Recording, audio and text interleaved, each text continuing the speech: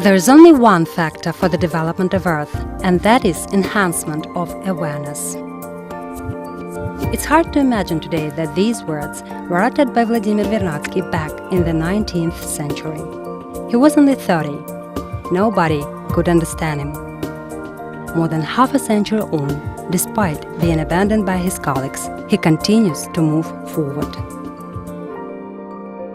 Vladimir Ivanovich Vernadsky was a prominent Russian researcher and scholar, philosopher and thinker, public figure and educator.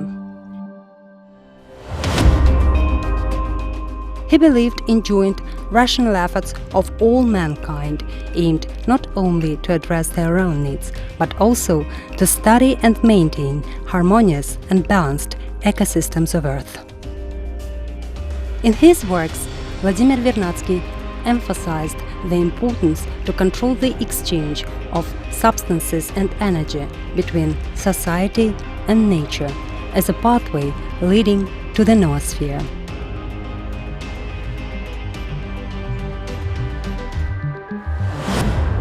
His ideas were way ahead of their time. It is only now, in the face of rising global challenges of the modern era, that the scholar's shrewd words on the importance to think and act in the planetary biosphere aspect become clear. Vladimir Vernadsky dedicated his life to scientific proving of the great cosmic harmony system. About 2 years of that life were spent in Crimea. In part, it was thanks to the efforts of Vladimir Vernadsky and his disciples that in the early 20th century, scientific research was booming in Crimea.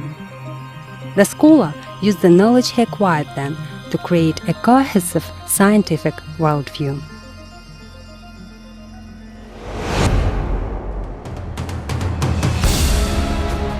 Back in 1916, while being a member of the State Council, Vladimir Vernadsky supported the initiative to establish a university in Crimea.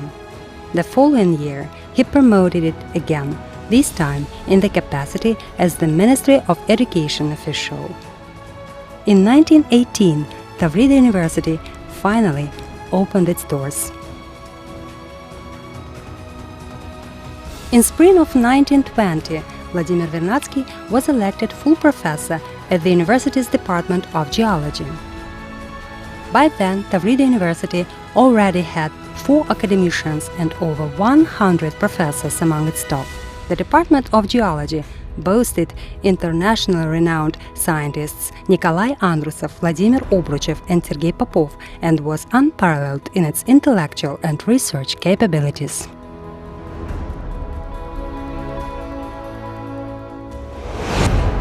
In May of 1920, the Vernadskys moved into the Vorontsov's palace in the Salgirka Park, which at the time lay on the outskirts of Simferopol. Among the advantages of the place was the laboratory, which, although not that well equipped, was the best in Simferopol. Vladimir Vernadsky transformed it into the first living matter laboratory, where, surrounded by nature, he worked incessantly, making observations and researching. His diary entries from that period are serene. The 13th of May. I'm sitting in the balcony at the Vorontsov's palace, surrounded by bird sounds on a cold and clear morning after a few stormy and rainy days. I have many new ideas and plans. Created at the end of the 18th century by renowned naturalist Peter Pallas, the park was a powerful, thought-provoking factor. Nearby Peter Pallas's house, a part of which can still be found standing in the park today, lay the estate of Christian von Steven, one of the Nikita Botanical Garden creators. Prominent forest researcher and botanist Professor Georgy Morozov also once lived and worked there. Everything in the park was infused with historical and scientific associations, which perfectly corresponded with Vladimir Vernadsky's reflections on the noosphere. Various places in Crimea that the scholar studied with such pleasure bore the traces of creative and rational transformation of nature. The park was the place where the process of science was carried out close to and in harmony with nature. Amid the chaos and uncertainty of the 1920s, Vladimir Vernadsky was fortunate to live and work in that park for several months. On October 10, 1920, Vladimir Vernadsky was elected rector of Tavrida University. Under his guidance, the university grew to become the intellectual hub of Crimea. Famous Russian and Soviet writers Konstantin Trenev, Sergei Sergeyevtsensky, Ivan Shmelev, Arkady Averchenko and Maximilian Voloshin were invited to give lectures there. The university staff participated in rescuing unique books from private libraries across the peninsula. Over 4,000 of thus rescued rare items that once belonged to notable professor of histology Alexander Golubev are now a particular source of pride for the university library.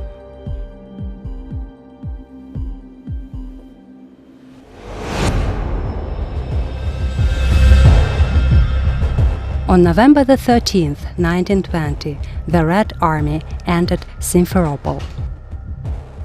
At the time when all that concerned people was security and safety of their lives and properties and no values were firm, Vladimir Vernadsky's absolute belief in the necessity to engage in sound scientific work made him a unique figure and placed him beyond standard solutions.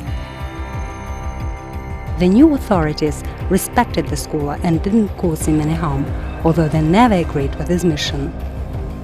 The externally driven reform process was launched at the university. It was renamed Frunze Crimean University. A number of its faculties was shut down, and the curriculum was changed substantially. The government representatives joined the university's administrative bodies, and thus it was deprived of its independence. In 1921, Vladimir Vernadsky stepped down from his position as the university rector. In his note on the importance to maintain Tavrida University, he warned about the consequences of destruction of the university tradition.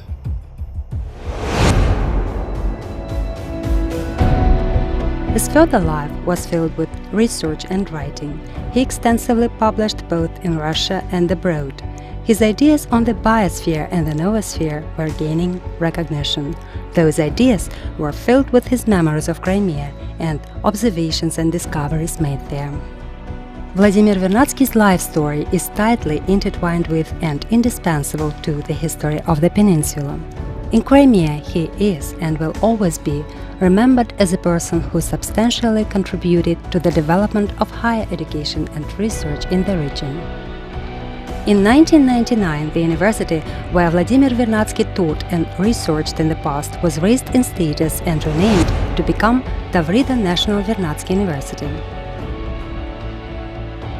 In 2014, several leading Crimean higher education institutions, including Tavrida National Vernadsky University, were merged to form Vernadsky Crimean Federal University. There is a statue of Vladimir Vernadsky outside the entrance to the university, which bears the following inscription: "Only in a university environment can one have the opportunity to experience the world of global knowledge in all its greatness."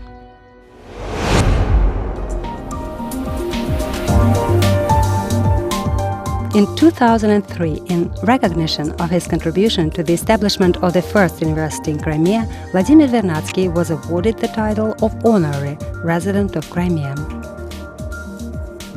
The university has set up the Vernadsky Gold Medal to recognize individuals and teams that have achieved great successes in research.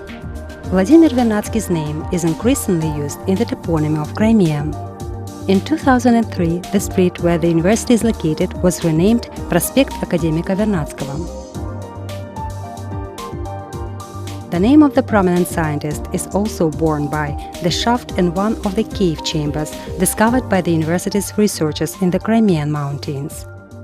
One of the minor planets in the solar system found by astronomers from the Crimean Astrophysical Observatory.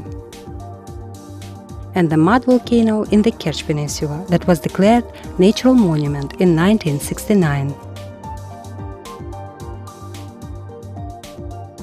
A reconstruction of Vladimir Vernadsky's study is on display at the Vorontsov's Palace, where in 1920 the scholar established the first living matter laboratory.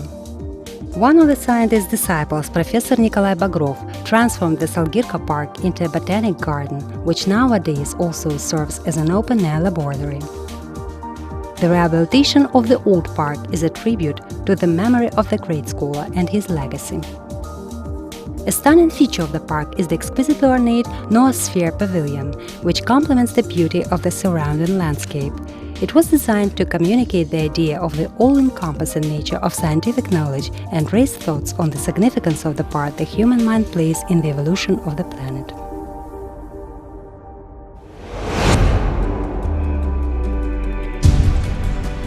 Vernadsky Crimean Federal University attaches a very special importance to the development of Vladimir Vernadsky's theories of the biosphere and the noosphere. The noospheric paradigm of evolution is considered key to the sustainable development of civilization. The university is committed to producing graduates capable to provide solutions for harmonious interaction between people, society, and nature. Crimea has been destined by history to become a testing ground for a model of noospheric development. This is our tribute to the great scholar. This is the future of Vernadsky Crimean Federal University and the future of Crimea.